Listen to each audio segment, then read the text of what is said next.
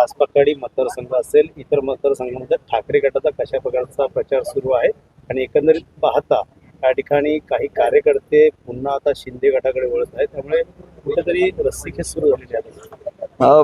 कोपरी पाचपखाडी मतदारसंघामध्ये खूप चांगल्या पद्धतीची पदयात्रा आणि जनसंवाद सध्याशी चालू आहे. गेले 8-9 दिवस सातत्याने लोकांशी भेटून लोकांची चर्चा करून त्यांच्या समस्या जाणून घेणं, जेणेकरून पुढील 5 वर्षामध्ये जिंकून आल्यावरती त्यांच्या समस्याचं निवारण कसं करता येईल आणि चांगल्या पद्धतीचं भविष्य त्यांच्या मुलाबाळांना कसं देता येईल याचा विचार करून ही पदयात्रा चालू आहे.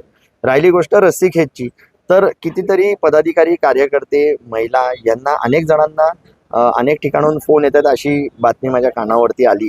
कितीतरी जणांना व्यवसाय आणि त्यांच्या नोकरीवरती गदा आणण्याची कुठं ना कुठं तरी धमक्या येत आहेत, कुठं ना कुठं तरी प्रेशर होत आहे.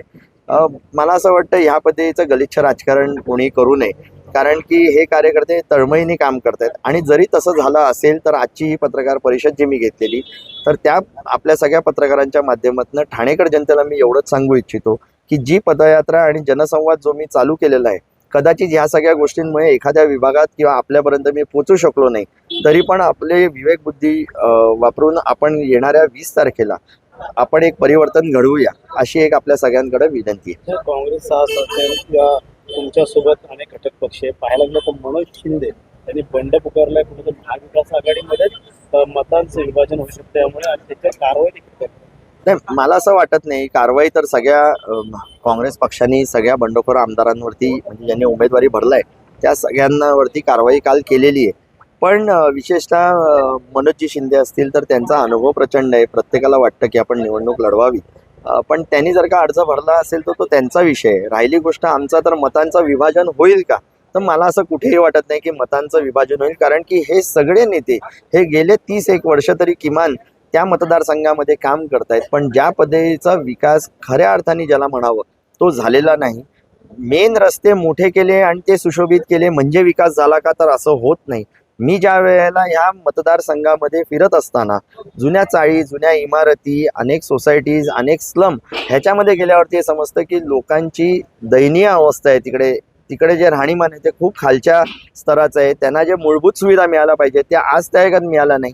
मला असं वाटतं हे अनेक असे असंख्य प्रश्न आहेत ज्याच्यामुळे लोक ह्या भूलथापांवरती गेले 15 वर्ष विश्वास ठेवत होते, पण ह्या येणाऱ्या निवडणुकीमध्ये ते विश्वास ठेवणार नाही. तुम्ही एक व्हिडिओ देखील ट्विट केला, त्याविषयी काय सांगा? व्हिडिओ मी ट्विट यासाठी केला कारण की आचारसंहिताचा भंग होऊ नये. आचारसंहिता आणि निवडणूक आयोग हे खूप चांगल्या पद्धतीने निवडणुका घेता असं माझ्या ऐकण्यात होतं, पण उमेदवार म्हणून गेले 8 दिवसामध्ये मी ज्या विभागात घेतो त्या ठिकाणी हे दिसून आलं की प्रत्येक ठिकाणी नियमाचं उल्लंघन झालेलं आहे. प्रत्येक ठिकाणी ओपन झालेले बॅनर मी हे निवडणूक आयोगाच्या सगळ्या अधिकाऱ्यांना दाखवले आणि मग त्याच्यानंतर त्यांनी कारवाई केली. पण काल तर ह्या सगळ्याच्या पलीकडे जाऊन जी प्रचार यंत्रणा रात्री 10 वाजता क्षमतात, ती रात्रीच्या 10च्या नंतर देखील प्रचार या मुख्यमंत्र्यांचा कोपरी पाचपखाडीमध्ये चालू होता. याचा अर्थ असा आहे की ह्या निवडणूक आयोगाने फक्त नियम आमच्यासाठी ठेवलेले आहेत आणि कुठेतरी दबावाखाली कोणत्याही पद्धतीचे त्यांच्यावरती गुन्हे किंवा कोणत्याही पद्धतीचं त्याच्यावरती कारवाई ही होणार नाही, हे गृहीत धरून चाललेले आहेत. आणि म्हणून ठाणेकर जनतांना आव्हान आहे की येणाऱ्या पुढच्या काळामध्ये जर का तुम्हाला असं वाटतं की तुमच्या मुलाबाळांसाठी लॉ अँड ऑर्डर मेंटेन व्हायला पाहिजे, तर हे परिवर्तन घडवा. दबावाखाली काम करते असं वाटतंय का? 100% काम करतायत. 3 वर्षामध्ये काय झालं, 3 वर्षामध्ये अधिकाऱ्यांना सगळ्या पद्धतीचे पोलीस यंत्रणांना पुरावे देऊन सुद्धा फॉल्स केसेस आमच्यावरती टाकण्यात आल्या, चुकीच्या खोट्या केसेस आमच्या कार्यकर्त्यांवरती टाकण्यात आल्या, त्यांच्यावरती गदा आणण्यात आली. त्याच पद्धतीचा दबाव अधिकारी वर्ग ज्याच्याकडे सगळे अधिकार आहेत तो स्वतःचे अधिकार वापरू नाही शकत. एवढे हेल्पलेस सिस्टीम आज त्यागत कोणी बघितली नव्हती जी आता अनुभवाला मिळते. साम दाम दंड भेट हा प्रकार वापरला जाईल का सरसपणे? तो दिसून येतो ना, त्याच्यामुळेच तर हे अधिकारी एवढ्या दबावाखाली काम करतायत, नाहीतर कशाला काम करतील. पण हे दुर्दैव आहे. निवडणूक एक चांगल्या वातावरणात व्हायला पाहिजे. आपण जर का लोकशाही म्हणतो तर लोकांना स्वतःचे विचार मांडण्याचं एक वातावरण असलं पाहिजे, पण हे आपल्याला या कोपरी पाचपखाडी असो किंवा ठाणे शहर असो किंवा महाराष्ट्रभर असो आपल्याला हे दिसत नाही. पण लोक नक्कीच ह्याला उत्तर देतील अशी खात्री आहे. धनुष्यबाण राहिला नाही, मात्र मशाल कशामध्ये दगदगती या ठिकाणी भेटणार. बघा, जे लोक म्हणत होते की पक्ष संपला 3 वर्षांनंतर आज त्या पक्षाचे उमेदवार पण उभे राहिले. माझ्याबरोबर सर्वसामान्य कार्यकर्ते देखील तसेच आहेत. दिघे साहेबांच्या जुन्या काळात काम करणारे सगळे सहकारी मंडळी चांगल्या पद्धतीने आशीर्वाद देत मी ज्या ठिकाणी जातोय तिकडे सहकार्य मिळतंय. आणि त्याही पलीकडे जाऊन आमच्यावर असलेले आमचे मित्रपक्ष आहेत ज्यांनी विश्वास ठेवलेला आहे ह्या उमेदवारीवरती. ते काँग्रेस असेल, राष्ट्रवादी असेल, धर्मराज्य पक्ष असेल, संभाजी ब्रिगेड असेल, आप असेल, समाजवादी असेल, अशा सगळ्या पक्षांनी एक चांगल्या पद्धतीचं समन्वय साधून त्यांचे सर्व पदाधिकारी आणि कार्यकर्ते माझ्याबरोबर कार्यरत आहेत. 23 तारखेला खऱ्या अर्थाने मशाल पेटेल महाराष्ट्र असेल ठाण्याचं. हे लोकांना ठरवायचं आहे. माझी तर इच्छा आहे की ही पेटावी आणि प्रत्येकाची उमेदवाराची इच्छा असते की त्यांनी जिंकावी. पण माझं लोकांना आव्हान आहे की तुम्हाला जर का असं वाटत असेल की एक परिवर्तन घडावं, ज्या घाणीमध्ये आपण राहताय, ज्या वाईट परिस्थितीमध्ये आपण राहताय आणि जो संघर्ष आपण एवढ्या वर्ष करत आहात, तो संघर्ष ह्यापुढे तुमच्या पदरी पडू नये असं जर का तुम्हाला वाटत असेल आणि एक चांगलं मूलभूत सुविधा आपल्याला मिळाला, जो तुमचा अधिकार आहे तो पाहिजे असेल, तर तुम्हाला हे परिवर्तन घडवावं लागेल. लाडकी बहीण असेल, अनेक योजना ज्या आणलेल्या आहेत त्यामुळे कुठेतरी मोठे प्रचार देखील सुरू आहेत, अनेक ठिकाणी जाहिराती देखील सुरू आहेत. मोठे आणि खोटे हे दोन्ही प्रचार चालू आहेत. लाडकी बहीण योजना जेव्हा तुम्ही आणली, तुम्हाला काय गरज पडलेली 2 महिन्या अगोदरच आणण्याची? म्हणजे तुम्ही निवडणूक बघून आणली. एक दुसरी गोष्ट अशी आहे की लाडकी बहिणीला तुम्ही 3,000 रुपये देताय, पण टॅक्सच्या माध्यमातून आणि इतर ज्या काय महागाईचे काय केलेलं आहे त्या माध्यमातून त्यांच्या घरचा पैसा तुम्ही परत खेचून नेताय.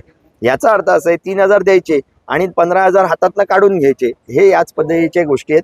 मला असं वाटतं महाराष्ट्राला कधीही कोणावरती अवलंबून राहण्याची सवय नाही, ते संस्कार नाहीत. महाराष्ट्राला स्वावलंबी राहण्याचे संस्कार आहेत.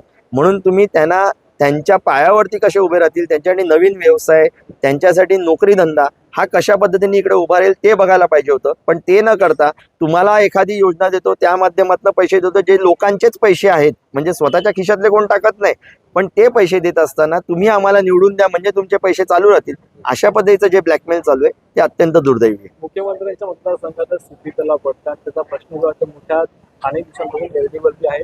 मुख्यमंत्र्यांच्या वॉर्डाचं घाण सामोरे त्यामुळे अनेक सामान्यांना सामोरं जाते. तुमच्या मतातून हे प्रश्न काही सोडवण्यात येतील का? मुख्यमंत्र्यांच्या विधानसभा क्षेत्रामध्ये डम्पिंगचा जो विषय आहे त्याच्यासाठी अनेक आंदोलनं झाली, पण ह्या सगळ्या नेत्यांकडे आणि असलेल्या अधिकाऱ्यांकडे जर का एक फॉलोअप सिस्टीम, बॅकअप सिस्टीम किंवा त्या योजनेवरती काही प्रक्रिया आपण करता येत नसेल, अशा पद्धतीचे जर का हेल्पलेस सिस्टीम असेल तर त्याचा मार्ग निघणार नाही. आणि म्हणूनच जसं तुम्ही विचारलात की आम्ही जर का जिंकून आलो तर 100% ते डम्पिंग तिथनं बाहेर नेणं अत्यंत गरजेचं आहे आणि ते आम्ही 100% नेऊ. कारण की ते डम्पिंग तिकडे असल्यामुळे लोकांना जे काय त्रास आरोग्य दृष्टिकोनातून होत आहेत ते खूप वाईट आहेत आणि त्याचा भार, त्याचा त्रास ह्यापुढे होऊ नये अशी आमची प्रामुख्याने मागणी आहे आणि म्हणूनच तो विषय आम्ही मार्गी लावू.